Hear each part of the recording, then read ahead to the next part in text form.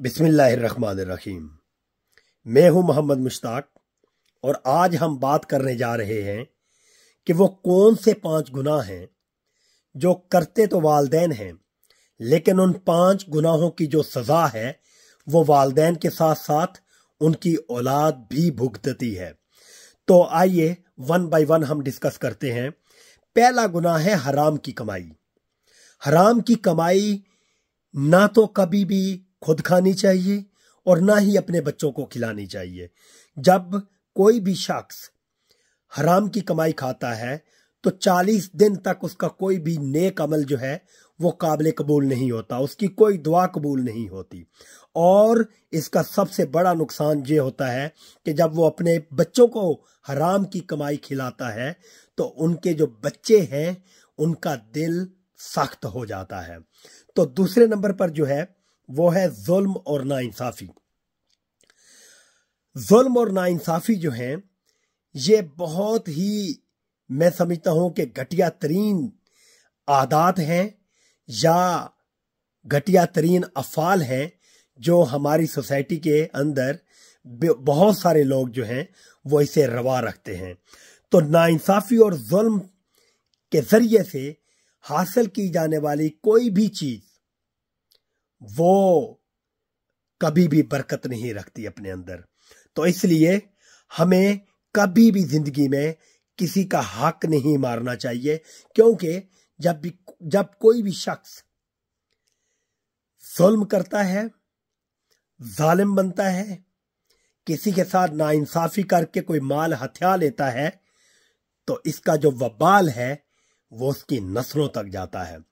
तीसरे नंबर पर आता है बदअखलाकी। बदअखलाकी जो है, कोई भी वो शख्स जो गंदी जुबान इस्तेमाल करता है, घटिया किस्म की जुबान इस्तेमाल करता है, तो ये हो ही नहीं सकता कि उसके जो बच्चे हैं, उसकी औलाद जो है वो खुश अखलाक हो। ये हो ही नहीं सकता। तो मैं तमाम वालिदैन से ये गुजारिश करूंगा कि अपने बच्चों को हमेशा अखलाक के साथ जिंदगी गुजारने के काबिल बनाएं, और उसकी सबसे पहली जो दरसगाह है वो वालिदैन खुद है। अगर वालिदैन अच्छी लैंग्वेज इस्तेमाल करेंगे, वालिदैन सोच समझ कर बहुत ही पाकीज़ा और म्याना रवि इख्तियार करते हुए अच्छे मुस्बत अल्फाज इस्तेमाल करेंगे, अच्छे मुस्बत आइडियाज डिस्कस किया करेंगे, बच्चों को राइट डायरेक्शन पर लेकर चलने की कोशिश करेंगे, तो ये हो ही नहीं सकता कि बच्चे अपने वालिदैन का असर कबूल ना करें। चौथे नंबर पर है दीन से दूरी। अगर वालिदैन नमाज नहीं पढ़ते, वालिदैन कुरान पाक की तिलावत नहीं करते, वालिदैन सच नहीं बोलते, वालिदैन हराम हलाल की केयर नहीं करते, तो डेफिनेटली इसका इफेक्ट जो है, इसका इम्पैक्ट जो है, इसका इन्फ्लुएंस जो है, बच्चे हर सूरत कबूल करेंगे। तो इसका वबाल आपकी नस्लों तक जाएगा। लिहाजा बेहतर यह है कि अपनी आखिरत भी संवारें, अपनी दुनिया भी संवारें और अपनी आने वाली नस्लों को भी संवारें। इसके लिए द बेस्ट वे जो है वो इस्लाम का ट्रैक है। इस्लाम हमें कंप्लीट कोड ऑफ कंडक्ट देता है। इस्लाम हमारी जिंदगी का एक भी ऐसा एस्पेक्ट नहीं है जिसे कवर ना करता हो।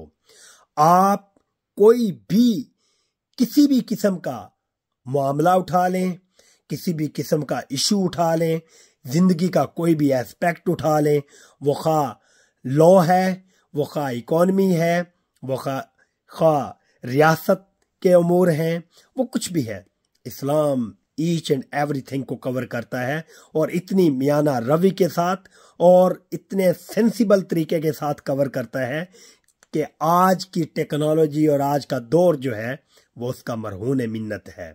तो आखिरी है नाशुक्री। नाशुक्री जो है ना, ये मैं समझता हूं कि बड़े गुनाहों में से एक है। वो इसलिए कि जब कोई भी शख्स नाशुक्री करता है, नाशुक्रा बन जाता है, तो उसकी नेमतों में से जो अल्लाह पाक उसे नेमतें अता फरमाते हैं, उन नेमतों में से बरकत उठ जाती है।